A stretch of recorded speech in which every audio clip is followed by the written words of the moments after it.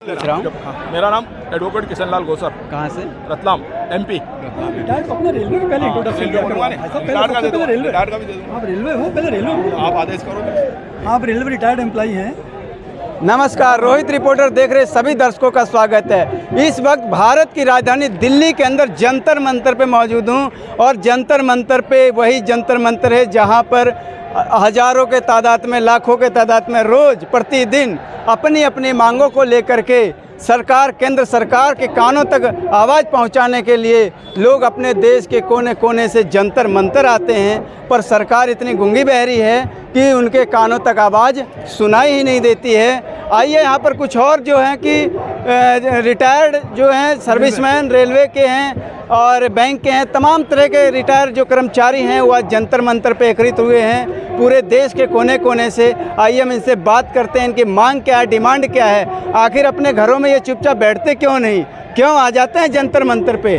आइए सर, क्या नाम हुआ आपका, पूरा परिचय दीजिए। मेरा नाम किशन लाल गोसर, मैं रेलवे से रिटायर्ड कर्मचारी हूँ और मुझे रेलवे में 40 ईयर तक मैंने सर्विस की। आज हम लोग यहाँ पर, आज की उम्र मेरी 67 ईयर्स और हम यहाँ इस गर्मी में आकर हमारी मांगों के लिए सरकार से विनम्र प्रार्थना हाथ जोड़ के कर रहे हैं कि हमारी सुनो, हम गरीबों का भी ध्यान दो। पर ये सरकार आज की तारीख में हमारे लिए सोचना तो दूर की बात, हमारी तरफ देखना भी पसंद नहीं कर रही है। हमें बड़ा दुख है। यहाँ पे हमारे जितने कर्मचारी, रेलवे ही नहीं, टोटल जितने भी सेंट्रल गवर्नमेंट के कर्मचारी हैं, वो लोगों की समस्याएं। पहली समस्या, हमको जो न्यू पेंशन दी गई है, क्या सही है? आपने कभी उसके लिए सोचा? क्या न्यू पेंशन स्कीम में एक महीने में आदमी को कितने रुपए मिलते हैं? कभी साहब ने सोचा? जिनने पेंशन स्कीम बनाई है सिर्फ 1700 रुपये, 2000 रुपये, 2500 रुपये, एक परिवार 2500 रुपये में चलेगा? उस आदमी को आपने, जिसको दे रहे हैं न्यू पेंशन, उस आदमी की एज आज 60 वर्ष हो चुकी है। पूरा का पूरा आपने उसको निचोड़ लिया है। क्या बचा है उसमें? कुछ बचा है? नहीं, बिल्कुल नहीं। अब वो अपने परिवार को क्या 2-2500, 3000 में पाल सकता है? फिर उसके बाद हम लोगों से दूसरी समस्या हमारी, हमसे अभी भी इनकम टैक्स इस प्रकार से छीना जा रहा है। क्या दूसरे लोग नहीं है? हमारी पेंशन में से भी हमसे इनकम टैक्स, ये कौन सा न्याय? पेंशन में से इनकम टैक्स? क्या करें? हम बच्चों को खिलाएं या इनकम टैक्स दें सरकार को? सरकार कभी सोचती भी नहीं है, देखती भी नहीं है। तीसरी समस्या, जो हम 80 वर्ष के हो जाते हैं तो सरकार हमें 20% देती है पे का। बताइए मुझे, क्या जब 60 साल का आदमी इतनी मेहनत करते हुए, सरकार की नौकरी करते हुए इस स्थिति में पहुंच जाता है कि वो 80 साल तक जिंदा रहेगा क्या? नहीं, बहुत मुश्किल है। कितने परसेंट आदमी 80 साल तक पहुंचते हैं? सरकार चाहती है कि वो हमारा पैसा पूरा का पूरा हजम कर जाए हमारे आदमी को। इसके लिए मैं सुझाव देना चाहूँगा सरकार को कि सरकार हमें हर 5 वर्ष में 5%, जब मेरी उम्र 65 हो तो मुझे पे का 5% बढ़ा दिया जाए, मेरा 70 हो तो 10 कर दिया जाए %, और 75 हो तो 15, और 20 हो तो 80 पे 20%। तो हम लोग मरने के पहले थोड़ा सा जो हमारी पेंशन का % है वो हम खा के मरें, वरना हम लोग 80 साल के होने के पहले ही मर जाते हैं और सरकार पूरा का पूरा हमारा पैसा हजम कर जाती है। ये हुई ओल्ड पेंशन की बात। न्यू पेंशन का मैंने बता ही दिया है कि न्यू पेंशन की क्या हालत है।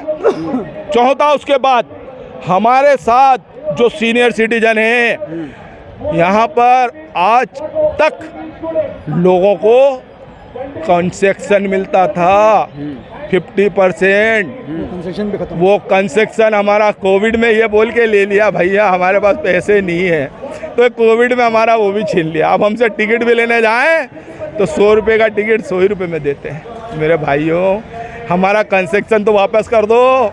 सभी सुविधाएं आप ही ले लोगे, AC में बैठे हो, कंसेक्शन भी आपका, टेलीफोन का भी आपको मिलेगा, अलाउंस घूमने का भी आपको मिलेगा। एक दिन भी आपने अगर सभा में, विधानसभा या कोई सी भी उसमें ज्वाइन कर लिया तो आप पेंशन के हकदार हो गए। आप ही नहीं, आपका पूरा परिवार आपके बाद आपकी पत्नी और आपकी कोई अगर वीडो बच्ची है, पत्नी के बाद वीडो बच्ची भी पेंशन ले रही है। फिर पेंशन में भी हमारे साथ अत्याचार। वो क्या है, आप तो 10-10, 11-11 पेंशन लेते हो, हमको एक पेंशन भी नहीं देते हो। उदाहरण के लिए पंजाब के हमारे एक मंत्री महोदय थे, नाम बताना मुझे उचित नहीं लगेगा, 11 पेंशन ले रहे थे, 5,65,000 रुपया प्रति माह। क्यों? आप 11 पेंशन लो, हमें एक भी नहीं दो। पैसा किसका है? आपका है, हमारा ही नहीं। वो एक भिखारी जो बैठा रहता है वो भी आपको टैक्स देता है। नमक की थैली एक गरीब लाता है जो भूखा मर रहा है, वो भी उसमें टैक्स देता है। पैसा तो वही है ने, आपका तो नहीं है। और आप उस पैसे का क्या उपयोग कर रहे हो? कभी सोचा आपने? हमें हमारा पैसा तो दे दो। दूसरों को बराबर बोलते हो, तुम तो रेवड़ी बांट रहे हो। भैया मेरे हमारा पैसा हमको दे के कौन सी रेवड़ी हो गई? घर की कमाई हमारी, आपने क्या बेच दिया पूरा? क्या भैया कुछ था ही नहीं घर में? अगर मेरे घर में अनाज की बोरियां नहीं तो बेचूंगा क्या? कहाँ से आई बोरियां? अरे कुछ तो था ही नहीं पहले का, हमने सब करा है। क्या करा आपने? एक भी अगर गवर्नमेंट का एक भी गवर्नमेंट का पीस। आप बताइए सर, कहाँ से आए हैं आप? मैं रतलाम डिवीज़न रतलाम से मैं आया हूँ। सीनियर पैसेंजर गार्ड हूँ मैं। रिटायर्ड हुआ हूँ मैं 2021 को। और आज 2004 के से जो एक पेंशन का बंद करने का सिलसिला गवर्नमेंट ने चालू किया था, वो आज तक चल रहा है। बहुत सारी फाइट हुई है, बहुत सारी हड़तालें हुई हैं पेंशनर लोगों के द्वारा, लेकिन पेंशनर लोगों का कोई दुख सुनने वाला नहीं है। गवर्नमेंट चेंज हो गई है, नई नई बातें, नए नए प्रॉमिस करने के बाद आज भी अपना विकास कर रहे हैं। हमारा कोई विकास नहीं हो रहा है। पेंशन के नाम पर जो न्यू पेंशन स्कीम है, मैक्सिमम जो पेंशन पहले किसी टाइम पर मिलती थी, परिवार पलता था। आज की तारीख में जो पेंशन मिल रही है वो अपना खुद का परिवार खुद को पाल ले, वही बहुत बड़ी बात है।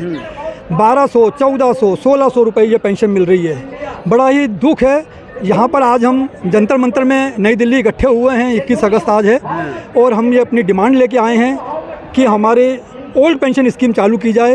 अभी स्टेट गवर्नमेंट जहाँ जहाँ पर कांग्रेस है, उन्होंने इस दर्द को पहचाना है और हमारी उस पेंशन को वापस से लागू करके और फिर वो सत्ता में आए हैं। और हमको खुशी है कि हम उनको वोट दिया, हमारी प्रॉमिस उन्होंने हमारे से प्रॉमिस किया था और हमारे वोट पे वो सत्ता में आए और आज हमारे स्टेट गवर्नमेंट को ओल्ड पेंशन स्कीम का बेनिफिट मिल रहा है। हम सेंट्रल गवर्नमेंट को भी चेतावनी दे रहे हैं कि आप अभी भी सुधर जाइए। 24 में चुनाव हैं। ओल्ड पेंशन स्कीम के जितने पेंशनर हैं वो सत्ता बदलने के लिए काफ़ी हैं। मोदी साहब आप ध्यान रखिएगा, बीजेपी महोदय आप ध्यान रखिएगा। बीजेपी के सदस्य, बीजेपी के कार्यकर्ता, सांसद, विधायक, सब पेंशनर सब मिलकर के आपकी सत्ता को चेंज कर सकते हैं। 15 डिमांड हैं हमारी ओल्ड पेंशन स्कीम के साथ साथ। उस 15 डिमांड के ऊपर गौर कीजिए। धन्यवाद। जय भारत, जय हिंद। अच्छा एक बात बताइए सर, भारत विश्व गुरु बन रहा है तो आप लोग को पेंशन की मांग लेकर के बैठे हुए एक छोटी सी बात के लिए। मेरे भाई आपने बहुत अच्छा क्वेश्चन पूछा, मुझे बहुत अच्छा लगा कि हम विश्व गुरु बन रहे हैं। हम मेरू गुरु के ही नाम पे सब गुरु, सबका साथ, सबका विकास, सबका विश्वास। कितना अच्छा हमको लगता है। सबका साथ, सबका विश्वास। भाइयों मेरे, सबका साथ नहीं, खुद का विकास है। ये तो सबका साथ नहीं है, अपना साथ है और खुद का विकास है। विकास हमारा नहीं है। 140 जब देखो, जब मैं अकेला 140 करोड़ का चुना हुआ आदमी, मेरे भाई वोट तो 31% ही आए थे। तो आप वे तो देखो कहाँ पे हो, अपना विकास कर रहे हो। बच्चों की क्या हालत हो गई। एजुकेशन की हम बात करें तो आज की तारीख में कितने स्कूल बंद हो गए। क्या कभी किसी ने सोचा कोविड में हम लोगों की क्या पोजीशन हुई थी? हमारी डेड बॉडियाँ कितनी थी। माँ गंगा क्या हालत में हो गई थी। वहाँ पर कफन रखने की जगह नहीं मिल रही थी। लोगों के सिर पे कफन उतार उतार के हटाए गए। कभी किसी ने देखा कोविड के अंदर ऑक्सीजन सिलेंडर लोग सिर पे ले लेके भाग रहे थे? कहाँ गए सिलेंडर? कभी देखे? क्यों? ये कौन से विश्व गुरु की पहचान है कि प्रधानमंत्री जी ये भी कह रहे हैं कोरोना काल में हमने जो है कि वैक्सीन के टीके मुफ्त में लगवाए हैं। हाँ। धन्यवाद धन्यवाद सर, मुफ्त में लगवाए है। कहाँ से लाए हो पैसा? जनता का टैक्स, जनता के सिर, जनता की टोपी और फोटो अपना, ये कहाँ से हुआ? बाप अगर बेटे को खिलाए तो वो क्या जो है एहसान वाली बात हो गई क्या? आज प्रधानमंत्री हमारे पूरे देश के सर्वे सर्वा हैं। वो हमारे जैसे परिवार में एक फादर होते हैं, अपने बच्चों के ऊपर खर्च करते हैं तो बोलते नहीं है कि हमने तुम्हारे ऊपर खर्च किया है। वैसे प्रधानमंत्री देश का सर्वोपरि है, और अगर उसका सामने इतनी बड़ी बीमारी आई है, आपदा आई है, अगर उन्होंने हमारे पर कुछ खर्च किया है तो ये हमारा हक है और उनका हक है कि उनके कारण हमारे बच्चे लायक जैसे जो हमारे पूरे नागरिक हैं वो ठीक हुए हैं। तो ये कोई बोलने वाली बात नहीं है, ये तो करने वाली टॉपिक है। आज उसके बारे में, उस टॉपिक के ऊपर 3600 टैक्स देते हैं हम। पेमेंट्स अलग देते हैं, किसी होटल में जाएं तो अलग देते हैं, किसी बड़ी शॉप पे जाएं तो अलग देते हैं, किसी डी मार्ट में जाएं तो अलग देते हैं। तो टैक्स टैक्स टैक्स टैक्स, ये टैक्स कब बंद होगा? कोई एक फाइनल करिए कि एक टैक्स, उसके बाद कुछ नहीं। पेमेंट में तो टैक्स कट के, डी मार्ट में जाओ तो टैक्स कट के, बड़ी शॉप में जाओ, होटल में जाओ तो टैक्स कट के। तो एक आदमी को 100 रुपये मिलते हैं, महीने के आखिर में 50 रुपये रह जाते हैं टैक्स चुकाते चुकाते। तो ये बड़ी ही शर्म की बात है सरकार के लिए। आज हम जो 21 तारीख को यहाँ अगस्त 21 को इकट्ठे हुए हैं, पूरी सेंटर गवर्नमेंट के जितने एम्प्लॉई हैं, पोस्ट ऑफिस के हों, टेलीकॉम के हों, BSNL टेलीकॉम वाले, हम रेलवे वाले हों, सब यहाँ पर जो है ये मांग करने के लिए इकट्ठे हुए हैं जंतर मंतर पे। सरकार की नींद से जो सोई हुई है उसको झकझोरने के लिए खड़े बैठे हैं यहाँ पे। 70-70, 80-80 साल के यहाँ पर लेडीज़ और जेंट्स आए हैं। देख के हमको दुख हो रहा था कि तो भी गवर्नमेंट सो रही है, लेकिन हम मानने वाले नहीं हैं। उस सरकार को जगाकर ही रहेंगे। 24 का चुनाव सामने है। स्टेट गवर्नमेंट तो सुन रही है, सेंट्रल गवर्नमेंट आप भी सुन लो, और नहीं तो फिर परिणाम आपके सामने है। जय हिंद। मोदी सरकार का ये भी कहना है गरीब कल्याण संकल्प हमारा, इस पर क्या कहेंगे आप? मैं वैसे प्रधानमंत्री जी हमारे माननीय नरेंद्र मोदी साहब को सम्मान देता हूं और उनके चरणों में वंदन करता हूं। मुझे बड़ी खुशी है कि मोदी साहब देश के लिए जो कर रहे हैं, पर मोदी साहब जो कर रहे हो आप, उसको कभी नीचे भी तो आके देखो कि आपने जो आदेश दिया उसका पालन हुआ या नहीं हुआ। आप तो वहाँ से बोल देते हो, परंतु क्या वो पब्लिक तक पहुँचा या नहीं पहुँचा? आप जो 5 किलो अनाज की बात करते हो, उस गरीब के छोटे से गांव में जाइए जिसको 5 किलो अनाज मिलना है, वहाँ पे आधार कार्ड ले जाता आदमी, अपना अंगूठा लगाता है तो उस गरीब की उंगलियों के जो निशान हैं वो काम कर कर के घिस चुके हैं। उसका आधार का अंगूठा आता नहीं है। जब अंगूठा नहीं आएगा तो क्या 5 किलो अनाज उसे मिलेगा? बिल्कुल नहीं। भगा देगा जो भी आपका वो एजेंट होगा। वो क्या कहता है, नहीं नहीं भाई तेरा तो अंगूठा आया ही नहीं, तू तो गलत है, दूसरे का आधार कार्ड लिया है, फोटो लगा है, नंबर है, फिर भी उस गरीब को 5 किलो अनाज नहीं मिलता। तो आपने उसके लिए क्या किया? क्या उसके लिए कोई आदेश दिया कि भाई जिसका अंगूठा नहीं आया उसको रजिस्टर पर नाम लिखो दो? ऐसा कोई है आदेश? अभी तक कुछ नहीं। मकान दिया मोदी जी ने सबको, गरीबों को 2.5 लाख लोगों को मकान दे दिया। क्या क्वेश्चन करा है, कितना अच्छा क्वेश्चन है। 2.5 लाख लोगों को मकान दे दिए। उसकी शर्तें मालूम है क्या? शर्तें क्या है कि आपको पहले 2.5 लाख रुपए जमा करना है, उसके बाद मकान मिलेगा। क्योंकि कल ही में गया था ऑफिस तो मुझे मालूम पड़ा कि 2.5 लाख रुपए जमा करिए और फिर मकान मिलेगा। मकान का मतलब ये मत समझो कि जैसे ही मकान बना दिए और चाबी दे दी कि लो ये मकान आपका है। ऐसा रूल नहीं है। वहाँ पे पहले पैसा जमा करना पड़ता है और उसके बाद आपको मकान का अधिकार मिलता है। हर घर में शौचालय हो गया, चाहे गांव हो, चाहे शहर हो, चाहे कस्बा हो, हर घर में शौचालय है। बहन बेटियों की इज्जत अपनी इज्जत मानते हैं प्रधानमंत्री जी। क्या बात है, बहुत अच्छा। हमें बड़ा खुशी है कि हमारे माननीय प्रधानमंत्री जी ने सभी के लिए शौचालय की व्यवस्था कर दी। पर मेरे भाइयों, जब खाने को होगा तो ही तो आदमी शौचालय जाएगा। समस्या तो देखो, क्या उसके बच्चे को नौकरी दी? क्या उसे शिक्षा की व्यवस्था की? सरकारी स्कूल में शिक्षा दी? क्या उसको आपने कोई पेंशन दी या कोई आपने उसको नौकरी दी, रोजगार दिया? तुमने कुछ तो दिया नहीं। सिर्फ 5 किलो का अनाज दे दिया और कह भैया जा शौचालय चले जा। वो कितने दिन खाएगा उस अनाज को, ज़रा सोचें आप। आप बात करें नौकरी की, प्रधानमंत्री जी नौकर नहीं बनाना चाहते हैं, सबको मालिक बनाना चाहते हैं, सबको आत्मनिर्भर भारत बना रहे हैं वो। क्या आप नौकरी की बात लेके बैठे हैं? क्या बात है, क्या बात है। आपने क्वेश्चन तो बहुत अच्छा क्वेश्चन करा साहब। हाँ। मालिक कौन बन रहा है मालिक? किसके पास पैसा है? 10,000 करोड़ किसका माफ हुआ सर? कभी आपने सोचा? आप तो न्यूज़ चैनल चलाते हैं, क्या किसी गरीब ने जिसने 50,000 या 1 लाख लोन लिया हो उसका बैंक ने माफ करा? उसके यहाँ पे आ जाते हैं वो भाग के बैंक के कि भैया पैसे जमा कर, नहीं तो तेरा भैंस खोल ले जाएंगे।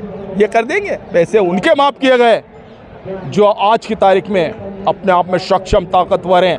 उनको क्या कहा? एनपीए कर दिया साहब 10 लाख करोड़ का। 10 लाख करोड़ है पेंशन के नाम पे के है नहीं। डीए सेंट्रल कर्मचारी का 1.5 वर्ष का डीए 1 रुपया नहीं दिया। कभी सोचा क्या उसका उस पर इफेक्ट नहीं हुआ? मैं एक लास्ट सवाल ले लेता हूं आपसे कि माननीय प्रधानमंत्री जी को आप कहना क्या चाहते हैं? तंज बड़े प्यार के मुस्कुरा कर दे रहे हैं, कहने का मकसद उद्देश्य क्या है आपका? क्या कहना चाहते हैं? साफ साफ कहिए। प्रधानमंत्री जी के चरणों में स्पर्श करके मैं बड़ा अपने आप को भाग्यवान समझता हूँ कि हमारे यहाँ नरेंद्र मोदी जैसे प्रधानमंत्री हुए। मैं उनका बहुत सम्मान करता हूँ और उनके लिए, परंतु पेंशनर को भी देख जो समस्याएं हैं, क्या समस्याएं प्रधानमंत्री जी सुनेंगे हमारे इस पेट की 2 रोटी की समस्या? आप खुद अपने मन की बात तो बोल लेते हैं, कभी हमारे मन की बात भी तो सुन लिया करो प्रभु। हम तो आपके बच्चे हैं, आपके आशीर्वाद में पड़े हैं, आपके देश में पड़े हैं, तो हमारी भी कभी सुन लो, हमारी भी सुनो मन की बात। आप तो हर बार अपनी अपनी मन की बात करते हो। सीनियर सिटीजन की सारी सीनियर सिटीजन सब कुछ छीन लिया हमसे। 70 साल के बाद हमको लाइसेंस का भी समस्या हो जाएगी कि व्हीकल का लाइसेंस भी ख़त्म हो गया। आपको इनकम टैक्स तो देना ही है, कब तक? 75 तक। 70 के बाद समझ कब ख़त्म? हमको जो थोड़ा सा एक सुविधा मिलती थी टिकट की, एक छोटी सी सुविधा कि आधा टिकट माफ़ होगा कहीं जाए, तो हम बड़े खुश होते थे कि चलो भाई 100 रुपये का टिकट 50 रुपये में मिलेगा। पर आज वो सुविधा भी हमारी छीन ली कंस्ट्रक्शन की, कोविड के नाम पे। क्यों? कोविड चल रहा है, हम आपको सुविधा नहीं दे सकते, हमारे देश की हालत ख़राब हो गई। जीएसटी आपने कितना कलेक्शन कर लिया, अभी कितने लाख रुपए आया जीएसटी से, और फिर आप हर चीज़ पे टैक्स। खाना खाने जाओ तो जीएसटी, खाने से बाहर निकलो पान खाओ तो जीएसटी, हर चीज़ के जीएसटी। मेरे भाई काय पे लगाओगे? दूध पे जीएसटी, हर चीज़ पे जीएसटी। क्या है ये जीएसटी? क्या चाहते हो? क्या हम जितना हमारा कमाया हुआ सब आपको दे दें और हमारे बच्चों को फांसी लगा दें? हमारे बच्चों को हम कैसे पालें, कैसे पढ़ाएं? सरकारी स्कूल नाम के लिए नहीं, प्राइवेट स्कूल वाले पेंशनरों के लिए सोचना कितनी पड़ेगा। फीस लेते हैं, कभी सोचा फीस कितनी होती? क्या पेंशन में से हम दे पाएंगे? बच्चों को पढ़ा पाएंगे? हमारे बच्चे पढ़ पाएंगे? बिल्कुल नहीं, बिल्कुल नहीं, बिल्कुल नहीं। देश को अगर सक्षम बनाना है तो हमें एजुकेशन को बढ़ाना है। बीमारियों के लिए हमारी अस्पतालों की हालत क्या है? क्या गवर्नमेंट अस्पताल में हमारी सुविधा है? गवर्नमेंट अस्पताल हमारे बच्चों को इलाज करती है, पैसा देती है, दवाई देती है? नहीं। आयुष्मान योजना बनाया 5 लाख रुपए का, गरीबों का दवा फ्री में हो रहा है, मुफ्त इलाज। बहुत बढ़िया, बहुत बढ़िया, बहुत बढ़िया। आयुष्मान योजना तो बना दी। किसी गांव में जाके पत्रकार महोदय एक गांव का सर्वे कर लो कि कितने लोगों के पास आयुष्मान कार्ड है या कितनों का बना है। कभी आपने करा? नहीं। आप तो साहब ने बोल दिया आयुष्मान कार्ड बना दिए तो बन गए। गांव के अगर 200 की जनसंख्या तो आयुष्मान कार्ड कितनों के पास है? कभी देखो जाके, वहाँ जाओ तो मालूम पड़ेगा आयुष्मान कार्ड की सच्चाई क्या है। आप मध्य प्रदेश से आते हैं। मध्य प्रदेश में शिवराज सिंह चौहान की सरकार है, केंद्र में भी और राज्य में डबल इंजन की सरकार है। विकास तो तेज गति से हो रहा है मध्य प्रदेश के अंदर। हाँ, बिल्कुल बिल्कुल साहब, इतना ज़्यादा विकास हो रहा है कि वो इतनी स्पीड तेज है कि वो हमको दिख ही नहीं पा रहा है। जैसे कि गाड़ियों की स्पीड, अगर गाड़ी 160 और 170 की स्पीड से जाएगी तो उसमें कौन बेटा दिखता ही नहीं। तो विकास भी वैसे ही स्पीड से जा रहा है, मालूम ही नहीं पड़ रहा है विकास हो रहा है। विकास हो रहा है सिर्फ उन लोगों का जो आज सक्षम है। उस गरीब का विकास नहीं हो रहा। गरीब बहुत परेशान है। उसके बच्चों से पूछो, उसके घर पे जाके देखो, उसकी स्थिति देखो। विकास सिर्फ बड़े लोगों का। अच्छा, पेंशन की मांग को लेकर के आप लोग बैठे थे, पेंशन आप लोग की नहीं मान रही सरकार, तो आगे कदम कर रहे, धरना प्रदर्शन कर रहे, इससे क्या फ़ायदा होगा? सर ऐसा है, बच्चा भूखा है कि पेट भरा है कैसे मालूम पड़ेगा? वो रोएगा तो मालूम पड़ेगा कि बच्चा भूखा है, माँ तभी तो दूध पिलाएगी ना। भरे पेट को कोई दूध पिलाता है क्या? हम मुझे बच्चा जो रोता है वही स्टाइल में हम जो है यहाँ पर धरने प्रदर्शन कर रहे हैं, एजिटेशन कर रहे हैं और करते रहेंगे जब तक हमारी खास सबसे बड़ी जो ओल्ड पेंशन स्कीम है वो लागू नहीं होती। फिर मैं बोल रहा हूँ, अपन पॉलिटिक्स के ऊपर आ गए हैं, अपन पेंशन वाले टॉपिक पे बात करें ज़्यादा अच्छा रहेगा। पॉलिटिक्स का कोई एंड नहीं है। पेंशन जो एक घर का सबसे छोटा बच्चा होता है और जो एक घर का सबसे बड़ा बुजुर्ग होता है, जो घर में घर चलाने वाला है, ये अगर 2 लोगों को अटेंड कर ले तो पूरा घर स्वर्ग बनता है। तो हम उस बड़े वाले पोर्शन में आ रहे हैं, हम ओल्ड पीपल में आ रहे हैं। हमारा ख्याल रखें और गरीब तबके का ख्याल रखें। Government always success. हमको कुछ नहीं चाहिए, हमारे बीवी बच्चे हमारे जाने के बाद सुरक्षित रहें, उनको टाइम टाइम पर सारी सुविधाएं मिलती रहें। जो सारी सुविधाएं गवर्नमेंट ने बंद करी हैं, जो किसी भी बहाने से वो वापस से चालू करनी चाहिए। भले वो 50 उनका डिस्काउंट, रेलवे से डिस्काउंट हो ट्रेन का या अदर कोई भी डिस्काउंट हो। और हमारे पेंशन के अंदर उनको एक बार नहीं 100 बार सोचना चाहिए। बहुत माइंडेड लोग बैठे हुए हैं गवर्नमेंट के अंदर, बहुत IT सेक्टर के लोग बैठे हुए हैं, उधर उनको ध्यान देना चाहिए कि ओल्ड पेंशनर जो है यह स्कीम चालू करने से कोई भी लॉस नहीं है, फ़ायदा ही फ़ायदा है। आज की तारीख में मार्केट कब तो ऊपर चले जाता है शेयर मार्केट और कब नीचे आ जाता है, आप कोई चैलेंज नहीं कर सकते। और हमारा पसीने की कमाई का पैसा आप शेयर मार्केट में डाल रहे हो, जो कि बहुत ज़्यादा गलत है। हम सुरक्षित कहाँ हैं? आप बोलोगे हमको भैया आप सुरक्षित हो, तो मालूम पड़ा किसी को तो 1 रुपया मिलेगा, किसी को 100 रुपये मिले। तो जो 1 रुपया मिला उसका क्या कसूर था? उसने भी उतनी मेहनत करी थी अपनी पूरी नौकरी करते हुए। तो इसलिए हम बार बार ये बोल रहे हैं कि या तो अपने सांसदों का, विधायकों का पेंशन बंद करें, जो कि एक पूरा ज्वलंत मुद्दा बना हुआ है। उस गवर्नमेंट को जो हमारे सिर के ऊपर बैठी हुई है, एक एग्जाम्पल पेश करना चाहिए कि आज से हमारे लोकसभा के सारे मेंबर्स का और विधानसभा के सारे विधायकों का कोई पेंशन नहीं मिलेगी। तो फिर हमको तसल्ली रहेगी कि ठीक है भैया, गवर्नमेंट ने अगर इतना बड़ा एक जो है स्टेप उठाया है तो हम भी घूट भर लेंगे कि ठीक है। क्यों? क्योंकि हम देश के साथ हैं, गवर्नमेंट के अगेंस्ट नहीं है। जय हिंद।